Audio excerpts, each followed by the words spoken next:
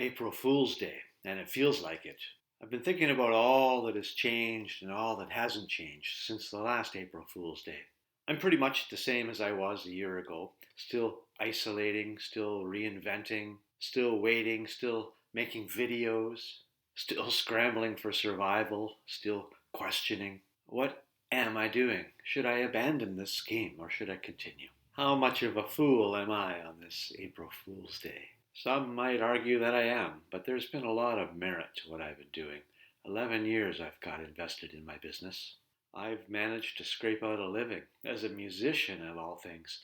And think about all the benefit that I've brought to so many seniors, all the smiles that I've brought to their faces. It's been a good run, and I'm not ready to give it up yet. A year later, it's not such a shock anymore. Now it's just a test of patience and vigilance. At this moment, as of April Fool's Day, I have booked 10 shows for this coming summer. Last summer I played about 30. I booked about 50 and lost 40% roughly to weather. It has to be warm and dry for my seniors' audiences. These are all outside shows after all. Things are very limited for what I can do right now.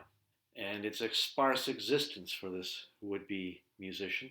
But at least I have something to look forward to. I've even started a show-o-meter to keep you informed of how many shows I've booked. It's to show that there's a little recovery on the way for all of us. So I'm keeping busy the best I can. I'm eating well and playing lots of music, guitar and drums and keyboard, reading and walking, and I have family time. I watch the Leafs, trying to stay sane, trying to stay fit, trying to stay healthy. And honestly, I'm feeling a lot better now than I did a year ago. In staying busy, I just finished a big batch of videos, a new playlist on my channel called Children's Classics. I did 20 videos in the period of 2 weeks. These are all funny novelty songs, say from the 1960s, all the way back to medieval England. And it was inspired by a show I did back in 2015 at the Marley, Amica of Unionville, down in the GTA. The activity manager there had a great idea and invited me to play a mixed concert for their seniors and also for their grandchildren and great-grandchildren, and having me play all these classic songs. And it was right before Halloween. It was a big hit. It went over really well. I remember even then thinking about all that sniffling going on. So I've been studying ad nauseum Itsy Bitsy Spider and the Muffin Man. Now I can put that sufferable project behind me for a while. I plan on doing some cool videos next. Cool by my standards anyway. I'm kind of chronically uncool, but no more kids' music for a while. I will do some more of those again in the future, though. There's a lot to do. I even lost 3 subscribers during the process of releasing these kids' videos, but that's okay. My channel is for a very kind of narrow, specific target audience, recreational therapists in senior living to be specific. So in the band of YouTube, that's a pretty narrow cross section. So if a couple of curiosity seekers decided that my Itsy Bitsy Spider was too much, I honestly can't blame you. Interestingly, as of this day, April Fool's Day 2021, I have lived here for 1,000 days. I do love statistics. I should have been a statistician. I ended up here after I cared for my mom for the last few years of her life, and after she passed away in 2018, my siblings and I sold the family home and split everything up, and I ended up here. It was a bit of a scramble. I had to pick a place to live as quick as I could. I had a tour coming up, and yeah, 1,000 days, a big chunk of my life has gone by.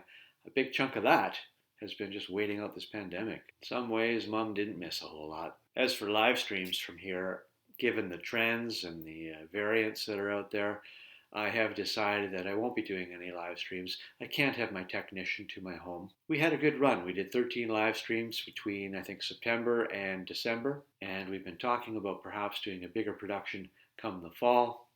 But the live streams for now are done. Not booking April, and then I may as well not book May because in June, theoretically, weather permitting, I'll be playing live. My first upcoming live concert this year is on June 12th at Participation Lodge. I invited my friend Brian. You may have seen some of the videos that I did, songs that I wrote of Brian's lyrics. They've been pretty special. Those have been really good projects for me during the winter. So looking forward to seeing my friends at Participation Lodge and the other facilities that have booked me and that will book me. I'll be doing lots of videos during these concerts. Hopefully, so long as we can get out and open things up, Of course, we have to get the virus under control. I'm going to get my flu shot as soon as I can. Fingers crossed that we have recovery in 2021 and that I can plan 2022. We're a quarter of the way into this year already. So happy April Fool's Day. Let's see what's happening this time next year. On this day next year, I will be about a month away from what I hope is my comeback tour, my first leg, my Western Canadian tour. Ambitious dreams for this fool. Wish me good luck. Be well, friend.